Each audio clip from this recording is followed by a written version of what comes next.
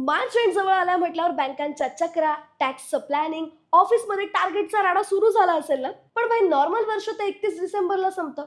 मग financial year March मध्ये काय एंड होतं सांगते, सगळं सांगते.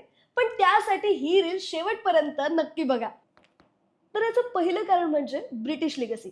म्हणजे इंग्लंडमध्ये 25 मार्चला लेडी डे सेलिब्रेट केला जातो आणि जुन्या मान्यतेनुसार याच दिवशी तिथे नवीन वर्षाची सुरुवात व्हायची.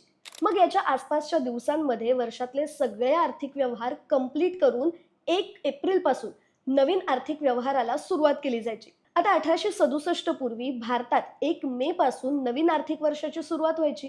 पण ब्रिटन आणि भारताचा हिशोब सेम टायमिंगला व्हावा म्हणून ब्रिटिशांनी 1 एप्रिल ही तारीख फायनल केली.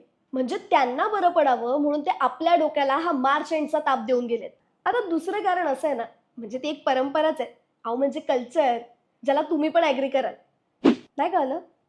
अहो शेती, ॲग्रीकल्चर, आपली ॲग्रीकल्चरल सिस्टीम. आता भारत हा शेतीप्रधान देश आहे.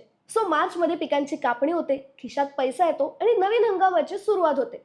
मग काय, नया सीझन नया हिशोब. आता तरी तुम्ही म्हणाल की डिसेंबर का नको. तर डिसेंबरला आहे ना ऑलरेडी क्रिसमसची आणि न्यू इयरची सुट्टी सुरू असते. त्यात शेतातली कामं सुद्धा जोरदार चालू असतात. त्यामुळे फायनान्शियल क्लोजिंग करणं जरा कटकटीचं ठरू शकतं. म्हणून मग जास्त डोक्याला झिकझिक न करता आपण ब्रिटिश लिगसी फॉलो करत आलोय इतकंच. बाकी न्यू टॅक्स नुसार 3 लाखांपर्यंतच्या इन्कमवर टॅक्स नाहीये, माहिती आहे ना. जस्ट आठवण केली.